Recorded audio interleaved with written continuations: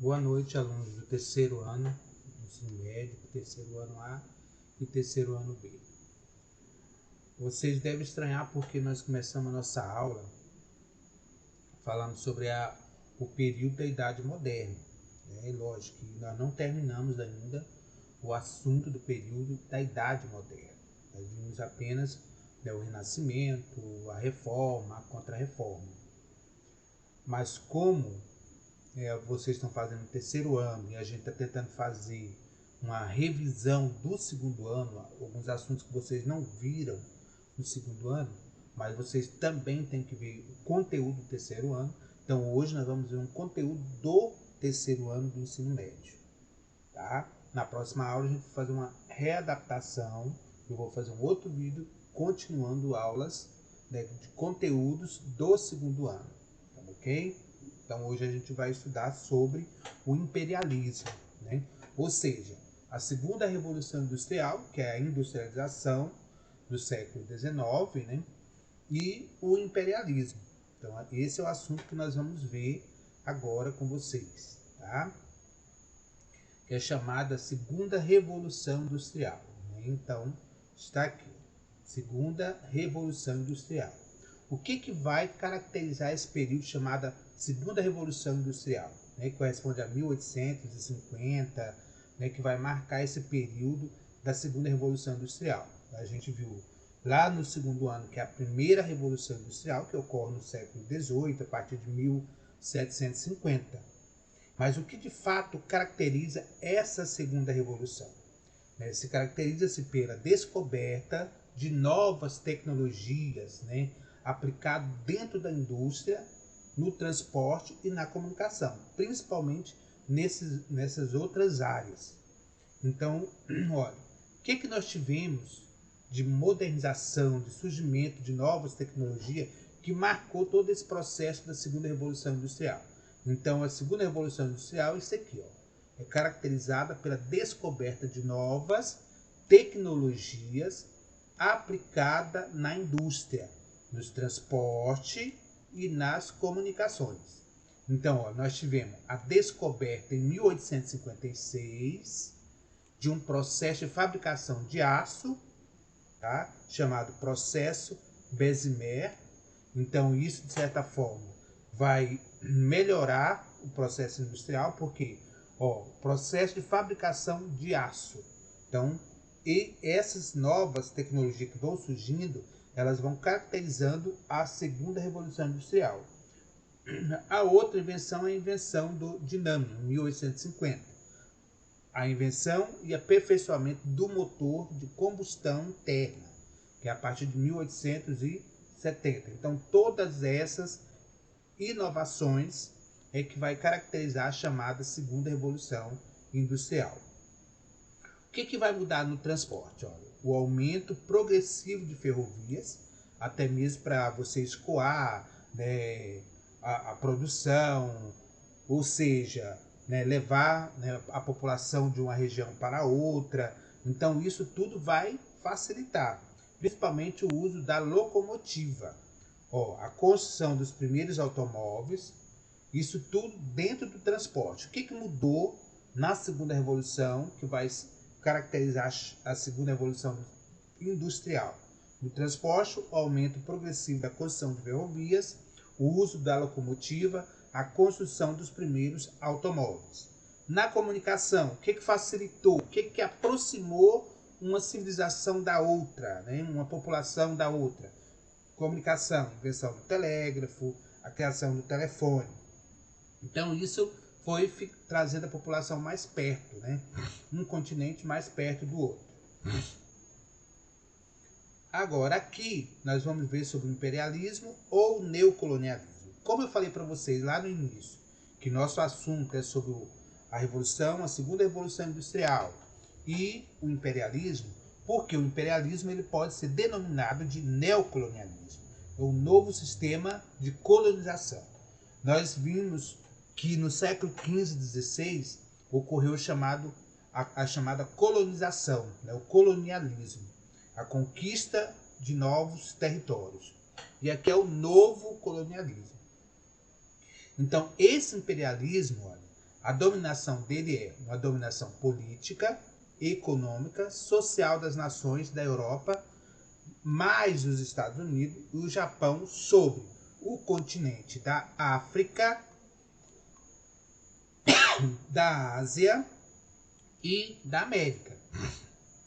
Então, todos esses outros países, olha, só reforçando um pouquinho para vocês entenderem isso aí, que esse imperialismo é uma dominação tanto política, econômica e social dos países europeus que tinham industrializado, olha, Inglaterra, Bélgica, Alemanha, França, Estados Unidos na América, Japão na Ásia. Então, ou seja, todos esses países, né, europeus, os Estados Unidos da América e o Japão, eles foram em busca de novas riquezas, novos territórios dentro do continente africano e dentro da Ásia e no continente americano, na América Latina. O que teria motivado essa corrida por novas riquezas, essa corrida por novos territórios? O que motivou essas nações industrializadas a fazerem isso? Oportunidade de investimento para os seus capitais, mercado produtores e matéria-prima, mercados consumidores manufaturados, ouro e diamante existente nas terras africanas. Então, o que vai motivar essas potências industrializadas a ir para a África, a ir para a Ásia é isso. Olha, então vamos investir o nosso capital, que nós acumulamos aqui na Europa, vamos investir eles em outro território, vamos formar um mercado consumidor em outro país, em outro continente, e também vamos produzir nesse território. Vamos, né, enriquecer cada vez mais. Esse era o plano desses países industrializados. É interessante que vocês entendam esse conteúdo para que o próximo assunto que nós vamos estudar é sobre a Primeira Guerra Mundial. Tá? Então, o que vai motivar a Primeira Guerra Mundial é isso aqui que nós vamos estudar, que nós estamos estudando, que é o imperialismo. Essa busca constante por novas riquezas, por novas fontes de riqueza, por novos territórios, é que vai levar ao conflito mundial, que é a Primeira Guerra Mundial. Então, isso aqui já é um dos motivos que leva à Primeira Guerra Mundial. Isso é importante que vocês entendam isso, para que vocês entendam lá o outro fator da Primeira Guerra Mundial, tá? Que nós vamos ver ainda, que é o nosso novo objeto de conhecimento. Olha, os governos das grandes potências, né, potências europeias, né, a potência americana, que é os Estados Unidos, o Japão, então, ou seja, eles incentivaram a conquista de terras e povos em outros continentes.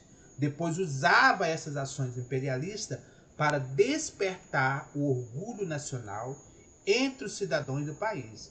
Vamos dizer, olha, os franceses conquistam território na África, né? Então, olha, vamos conquistar esse novo território, vamos dominar os novos povos, e esse orgulho vai para quem? Para o povo francês. Então, nós somos orgulhosos, nós somos poderosos, né? Somos um país rico. Então, isso vai despertar esse orgulho nacional entre os cidadãos dos países. Agora, o que vai justificar, gente? Olha, nós vamos ver agora um tema, o que vai justificar isso daqui, olha, imperialismo. O que eles utilizavam para justificar essa corrida imperialista?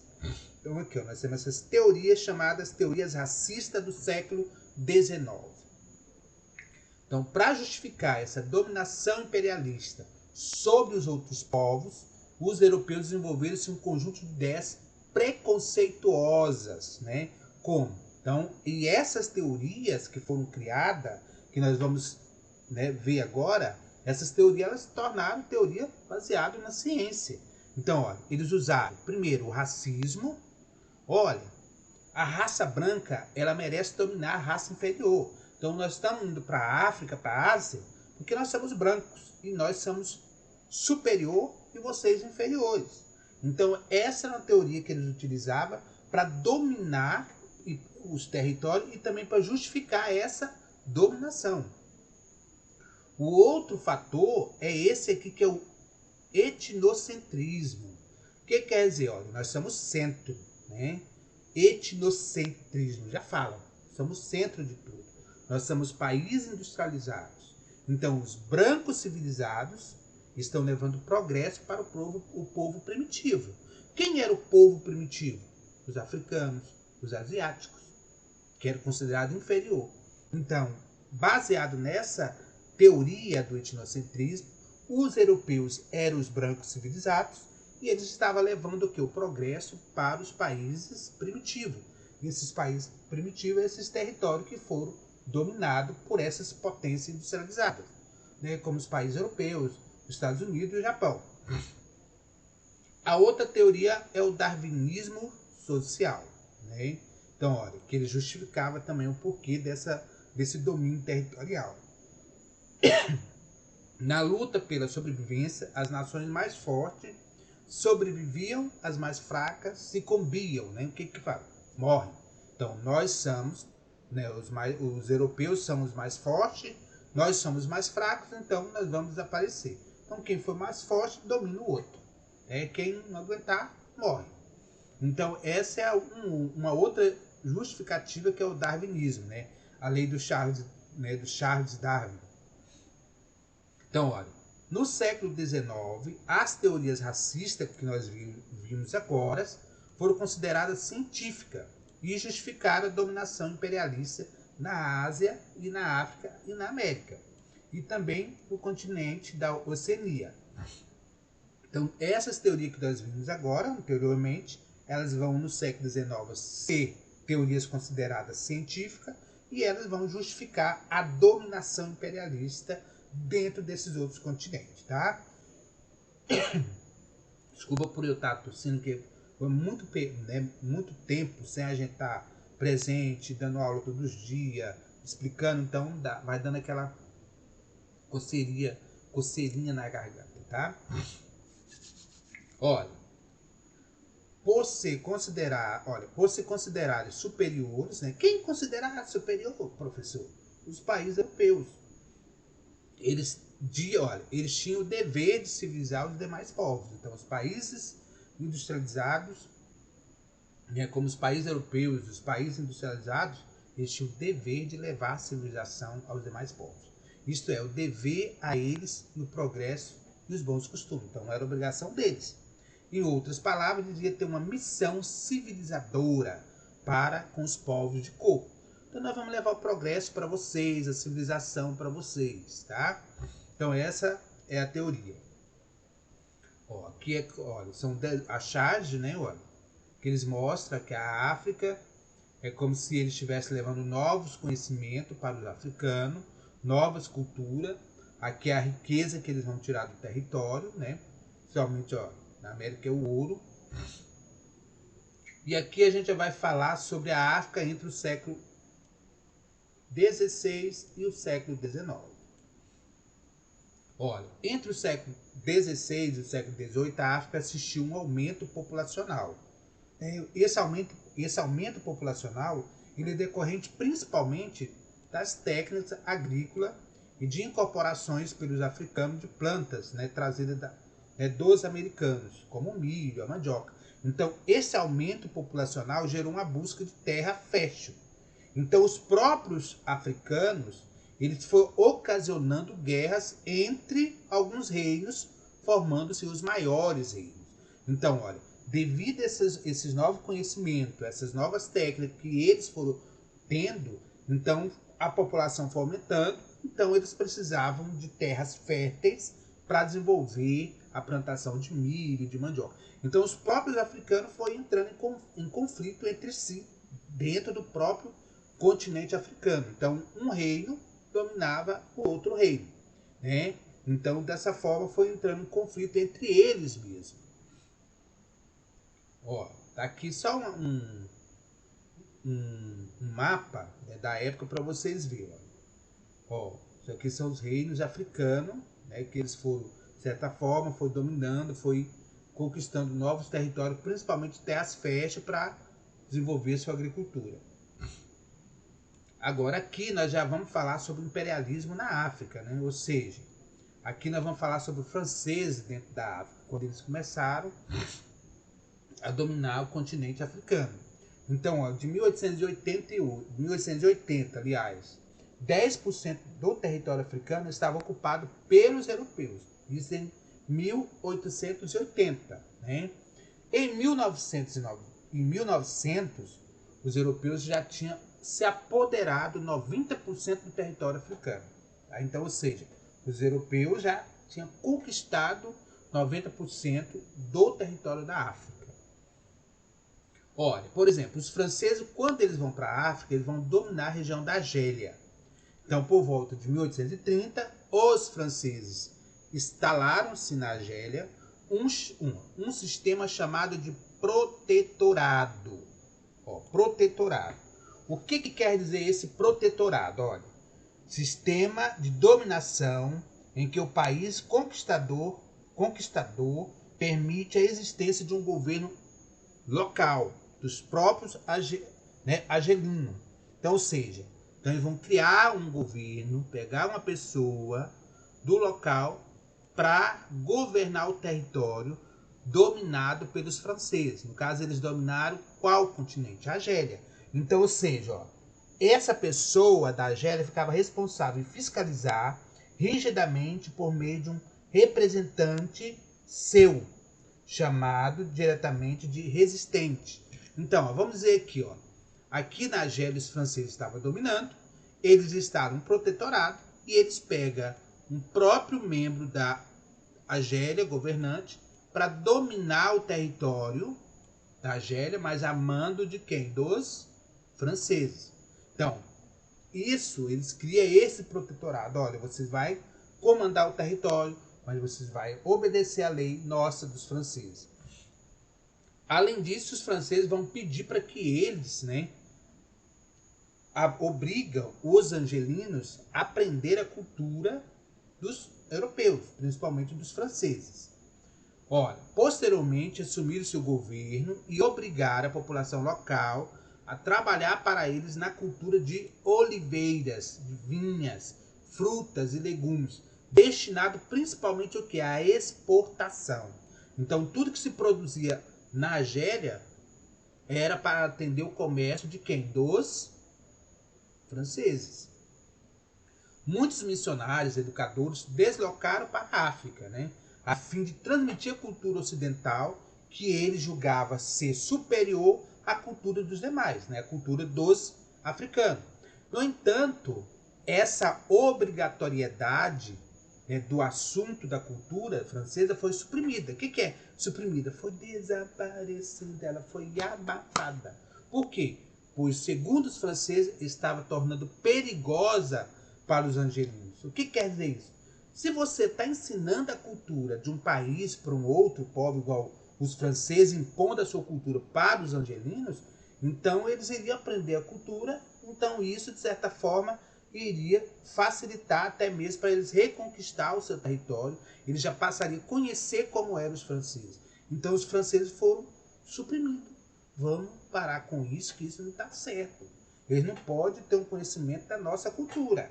Então eles foram suprimindo a cultura dos franceses para os angelinos, porque não queria que eles tivessem todo esse conhecimento. Aqui é uma charte também, mostrando como que os africanos sofriam nessa dominação dos europeus. Aqui já é os belgas, os belgas no Congo, na África, a Bélgica, aqui no Congo. Então, em 1884, olha, usando a sua força e a sua diplomacia, o rei Leopoldo II da Bélgica conseguiu transformar o Congo em uma propriedade particular. Olha, o Congo é meu. Então, ou seja, é um estado livre do Congo. Então, ou seja, Leopoldo ele conquistou o Congo e tornou um estado dele particular.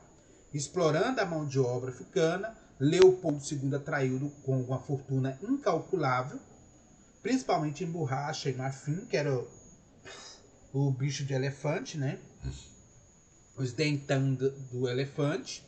Essa dominação do Congo se converteu em um dos episódios mais cruéis da história, envolveu a morte de cerca de 10 milhões de africanos. Porque, ou seja, Leopoldo ele colocou o Congo como se fosse dele, propriedade particular dele. Então ali ele explorava os trabalhadores.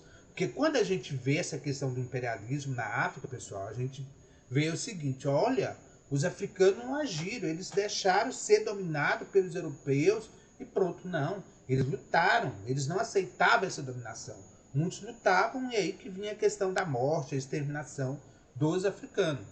Tá? Então ninguém, né, aceitou essa dominação. Eles lutavam para tentar expulsar esses europeus da região, mas infelizmente por causa das armas, de novas tecnologias que os europeus tinham conhecimento, isso dificultava para os africanos a dominar esses povos.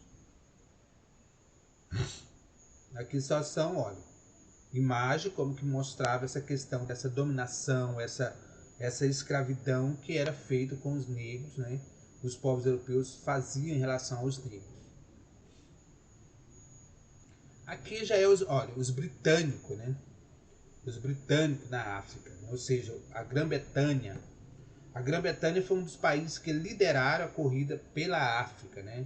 Lideraram, quer dizer, isso aqui é nós somos um país mais desenvolvido, nós industrializamos primeiro, então vamos para a África dominar esse território. Então, olha, no Egito, os britânicos estabeleceram-se um protetorado, aproveitando-se endividamento do governo egípcio, principalmente o governo egípcio, eles, né, devido aos britânicos, né, construiu o chamado Canal de Suez, uma obra financiada por capitais franceses, né, e egípcios. Então isso fez com que eles tivessem o controle da região, né, dessa região africana. No Sudão, os britânicos usavam violência. Os sudaneses, que praticavam a religião muçulmana, reagiram, né, tratavam com eles a chamada Guerra Santa, travavam com eles, desculpa, a chamada Guerra Santa. Além do Egito e do Sudão, a Inglaterra se apossou ainda da Uganda, da África Oriental, atual Quênia hoje, né? Rodésia, atual Zimbábue. Então, ou seja, a Inglaterra, ela dominou do Egito, ela dominou o Sudão, ela dominou a Rodésia, que hoje é a Zimbábue. Então ela teve um controle, né, de vários territórios africanos, porque ela investiu, os ingleses, né, os britânicos, investiu na construção do canal Suez. Então, ou seja, para isso eles tinham que pagar, onde passava, né, a questão de transportar produtos, mercadoria por esse canal. Então, olha, esse canal, olha, gente, o canal situado entre o continente africano e asiático, que tornou-se uma rota mais curta entre a Europa e o Oceano Índico. Então, ou seja, esse canal ela tinha uma grande importância para esse império, esse imperialismo, para facilitar essa escoação de produtos, né, do continente africano para a América e para outras regiões de outros continentes, principalmente o Índico. Tá? Então foi uma rota de comércio o canal de Suez. E a Inglaterra investiu nisso tudo. Então por isso que ela passou a dominar toda essa região, né, do Egito. Ela dominou o Sudão, como eu falei para vocês, a Quênia, né, a África Oriental, que é o Uganda, que é a atual Quênia. Então ela teve todo esse domínio aí. Olha, essa chave representa aqui, olha, como assim, ó, o continente é meu, né, da Europa, viu? Ó, aqui os alemães, portugueses, espanhóis, que eles também tiveram participação nesse domínio. Ó, Portugal manteve a maior parte dos seus territórios conquistados no século XV e XVI, como Guiné, Angola, Moçambique, São Tomé, Príncipe de Ilha e Cabo Verde. A Alemanha entrou na corrida pela África quando boa parte do continente já estava sob o domínio inglês e francês. É aí que vem essa rivalidade, né, de território, que a Alemanha ela vai industrializar, né, principalmente na segunda revolução industrial, ela já vai tornar uma grande potência econômica. Então ela vai também participar dessa corrida imperialista. É aí que vem essa rivalidade com os ingleses, com os franceses. Então a Alemanha ela conquistou 2 colônias da África e do Sudoeste, que é banhado pelo Atlântico, e a África Oriental Alemã, que é banhado pelo Oceano Índico. Então, ou seja, a Alemanha também ela lutou pelos seus territórios dentro do continente africano. A Espanha ela conservou a parte dos Marrocos do Marrocos espanhol. Acordo entre as nações imperialistas que estabelece as regras da partilha da África. Então, aí vem a conferência, a Conferência de Berlim, né, que reuniu na Alemanha em 28 de fevereiro de 1820. Nossa, que é isso, né, gente? 1885. De óculos ainda está Jesus misericórdia. Em 1885. As nações imperialistas como Inglaterra, França, Bélgica, Alemanha, Itália, Portugal, Espanha, tá? Todas essas potências participaram da Conferência de Berlim.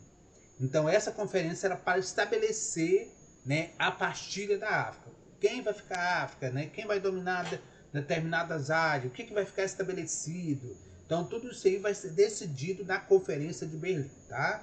Então, olha, o que vai ficar estabelecido que vocês podem ver?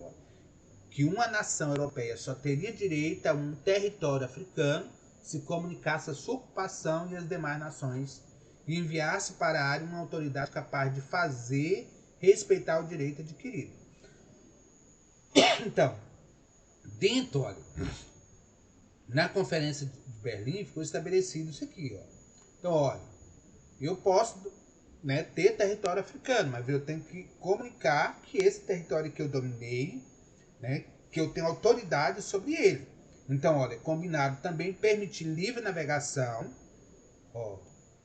e livre comércio nas bacias dos rios Congo e Níger, das duas importantes vias naturais de penetração do continente. Então, nessa conferência, as grandes potências fizeram um novo mapa da África, né, o qual atendia seus próprios interesses. Então, ou seja, nessa conferência eles vão fazer um novo mapa africano, cada um atendendo o interesse de determinada potência, né, de determinado país. Nesses mapas, o qual atendia apenas os seus próprios interesses. Eles fixavam fronteiras artificiais, misturando culturas e línguas diferentes. Então, ou seja, eles não respeitavam a cultura dos africanos. Eles queriam se apenas beneficiar, demonstrando que aquele território era deles. Então, tá aqui só um exemplo de como foi feito esse mapa.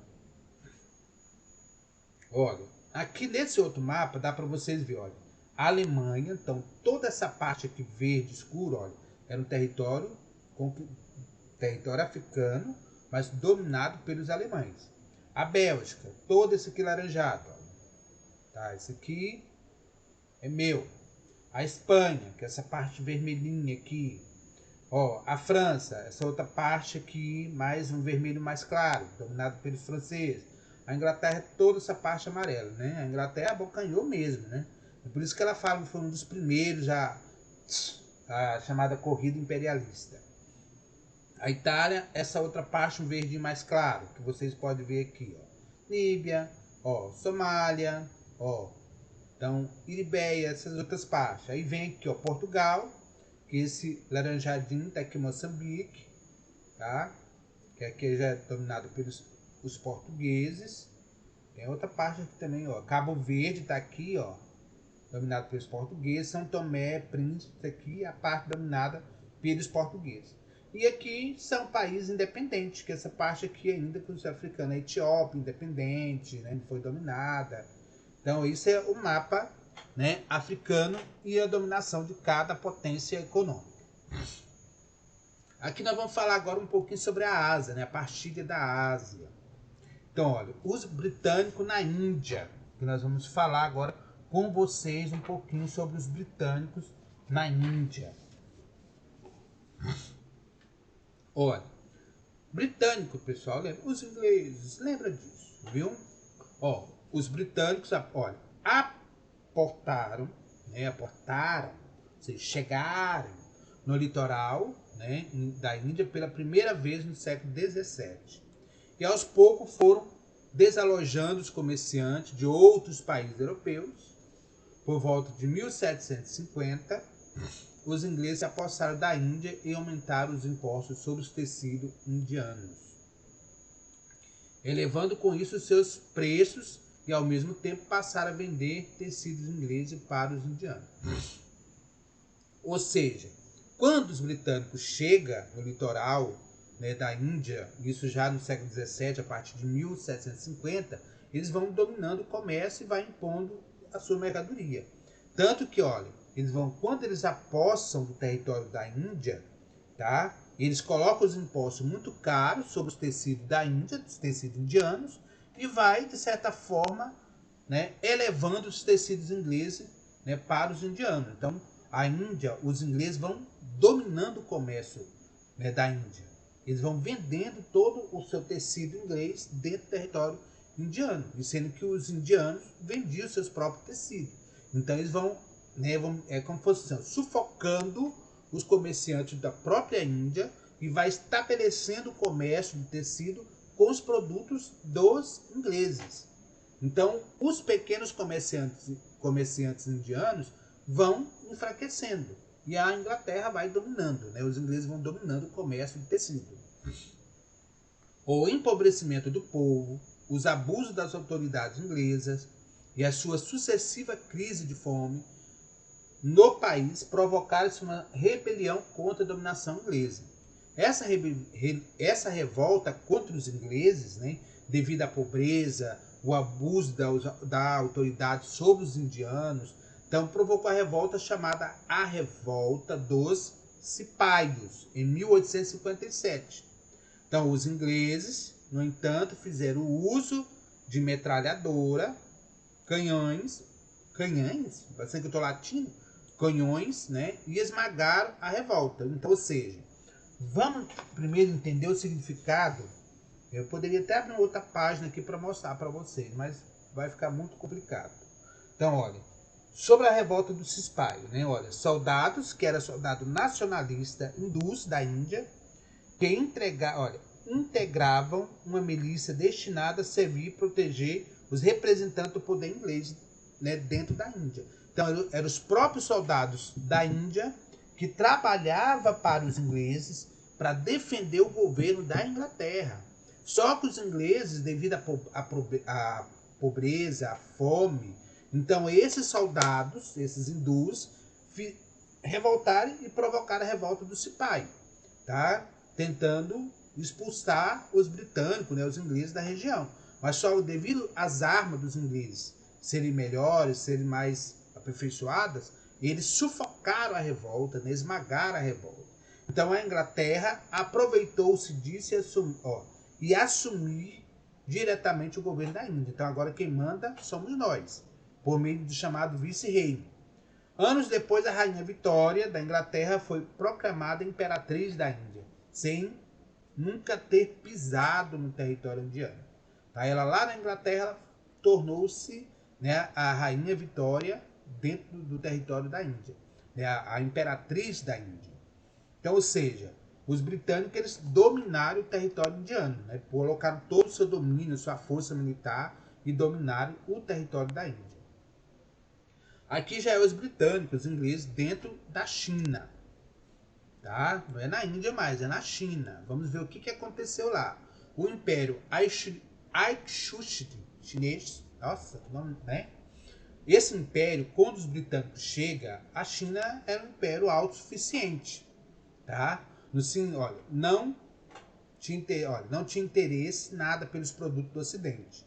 Então, eles não tinham nem interesse de comprar produto da Europa. Eles eram autossuficientes. Eles produziam ali para eles sobreviver. No entanto, por volta de 1820, a situação se inverteu, pois os comerciantes britânicos passaram a obter enormes lucros com a venda do ópio. Olha, professor, o que te acha é ópio, hein, professor? O que é o ópio mesmo? Meu Deus do céu, esse bichinho é perigoso. Então, ou seja, o ópio, gente, era uma droga que eles utilizavam, tá? Essa droga, ela provocava forte dependência aos chineses e prejudicava no trabalho chinês, né? É como, olha, eu sempre quando eu trabalho, eu não sei, não conheço, tá? Mas olha, eu sempre comparo assim, pelo que eles descrevem, né, que é a questão desse ópio, que é uma droga que provocava uma dependência aos chineses, né, prejudicava eles no trabalho, né, era trazido das plantações inglesas na Índia. Era como se fosse o crack hoje, né? Então eles fumaram e ficaram dependentes mesmo da droga. Então, para resolver o problema, o governo chinês resolveu agir confiscando e lançando ao mar quase 1.400 toneladas do ópio bruto, trazido por navios ingleses até o porto de Cantão. Só que a resposta britânica foi a Guerra do Ópio, em 1839 a 42, que terminou com a vitória de quem? Dos ingleses. Então, com essa vitória, o que os ingleses, tá? O que eles impôs para os chineses? Olha, a abertura de 5 portos da China para que os mercadores ingleses pudessem comercializar livremente, o pagamento da indenização da carga do ópio, tá? E além disso, o controle de Hong Kong pelos ingleses. Então, quando os ingleses vencem a guerra do ópio, eles ainda colocam, né, algumas punições para ficar estabelecida para os chineses, o que eles têm, o que eles têm que fazer. Então, ou seja, além de pagar toda a carga perdida, além de submeter, né, a território para os ingleses, além de dar liberdade de comércio para os ingleses, então tudo isso vai ficar estabelecido, né, após a guerra do ópio. Olha, aqui só para vocês verem uma imagem da guerra, né, olha, quando eles roubam, por exemplo, nem roubam, né, quando eles jogam as toneladas do ópio, que é a droga que de certa forma colocava os chineses na miséria, porque ninguém trabalhava mais, porque só queria droga. Então os ingleses abusavam disso. Aqui o Japão, uma nova potência capitalista, tá? Que o Japão também eles dominaram a região, teve o seu controle dentro do imperialismo. Olha, desde o início do século XIX, as nações ocidentais tentaram né, sem sucesso, abrir portas no Japão ao comércio internacional. Então, ou seja, olha, é como se fosse assim, a Europa, né, os países europeus não tiveram sucesso dentro do Japão, porque o Japão já era, né, uma nova potência capitalista, então ele já dominava a região. Até que em 1853, com os canhões apontados para a Baía de Tóquio, o oficial norte-americano, né, Max Pierre, conseguiu a abertura de 2 portos japoneses ao navio mercante americano. Logo depois, a Grã-Bretanha, a Rússia e a Holanda, pressionaram, também conseguiram a abertura dos portos japoneses para os seus navios. Então, ou seja, aqui, primeiro os Estados Unidos veio e dominou a região do Japão, que era uma potência independente, que não tinha comércio internacional. Mas os países foram abrindo lugar, né, os Estados Unidos primeiro, depois veio os países europeus, foram colocando, né, o seu comércio, abrindo os portos para que eles pudessem comercializar no Japão. Com o aumento das relações com o Ocidente, uma parte das lideranças japonesas passou a defender a incorporação dos avanços tecnológicos da Europa. A outra parte, porém, via essa modernização como uma submissão ao domínio estrangeiro. Então, é como se fosse assim, olha, um grupo dos japoneses concordava que o Japão deveria se modernizar, que teria que trazer essa tecnologia do Ocidente para o Japão. E outra parte não, eles queriam tornar independente, viver da forma que eles viviam, mas sem essa modernização. É como se, olha, se modernizar, os estrangeiros vão dominar a nossa região. Isso levou à exploração de uma guerra civil, né? Ou seja, olha, vamos iniciar uma guerra civil vencida por aqueles favoráveis à modernização. Então, aqueles japoneses que eram favoráveis à modernização venceu nessa batalha entre eles mesmos, entre os japoneses, né? Essa ala de revolta, né? de grupos, né? de pensamentos diferentes dentro do próprio país. Então, o jovem imperador Mixute anunciou-se uma política de modernização do país, dando início à chamada Era Meiji. Essa modernização para os japoneses significava, né, a industrializar-se absorvendo a tecnologia ocidental, mas sem abrir mão da cultura tradicional. Então, ou seja, eles industrializaram, pegaram a técnica da Europa, mas eles mantiveram a cultura, né, tradicional deles. Não foi igual muitos países fazem. Então pega lá, vamos parar com isso aqui agora. Nós vamos parar de produzir agricultura, vamos só trabalhado dentro da indústria. Não, eles apenas industrializaram, o Japão industrializou com a cultura ocidental, mas também continuou com a cultura tradicional deles. E todo esse desfecho do imperialismo, né, dessa corrida por território, essa corrida por mercado consumidor, essa corrida por mão de obra, né, por matéria-prima, tudo isso daí vai provocar rivalidade entre as próprias potências industrializadas, porque cada uma quer mais do que a outra. Então aí que vem um conflito entre elas, devido a essas lutas. Aqui, pessoal, aqui é só um quadro para vocês entenderem. Olha, a diferença do colonialismo do século XV e XVI do neocolonialismo do século XIX. O neocolonialismo é o imperialismo que nós estamos falando, tá? Então, aqui é só mostrando a diferença. Então, olha, países colonizadores, né? A época do século XV e XVI foi o colonialismo, século XIX, o neocolonialismo, que é o imperialismo. Ó, os países colonizadores, né, do século XV, Portugal, Espanha, Holanda, Inglaterra e França.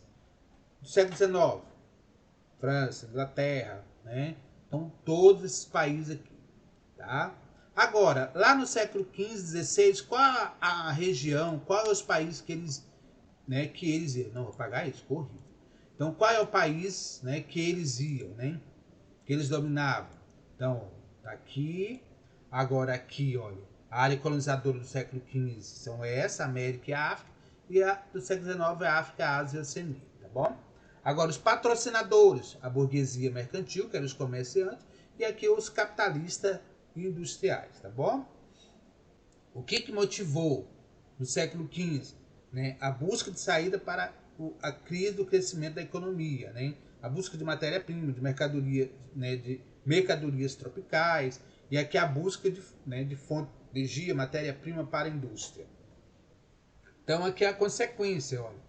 Qual a consequência do século XV? Isso causou o quê? A difusão da cultura europeia, do cristianismo em outros continentes, principalmente no nosso continente e na América. Só vocês lembrar dos portugueses no Brasil. Agora, que a consequência que teve aqui, a europeização, né? A Europa comandando todo mundo, né? A construção de infraestrutura comerciais, ampliação do mercado para produtos europeus. É como se a Europa estivesse comandando todo o continente, né? Então essa é a consequência desse colonialismo, desse novo colonialismo do século XIX, ok? Espero que vocês tenham entendido. Qualquer coisa vocês podem entrar em contato pelo Zap, né? Ou pelo PV ou no grupo mesmo, tá bom? Uma boa noite ou boa tarde, não sei que hora que vocês vão ver esse vídeo, desculpa essa videoaula, para vocês, tá bom?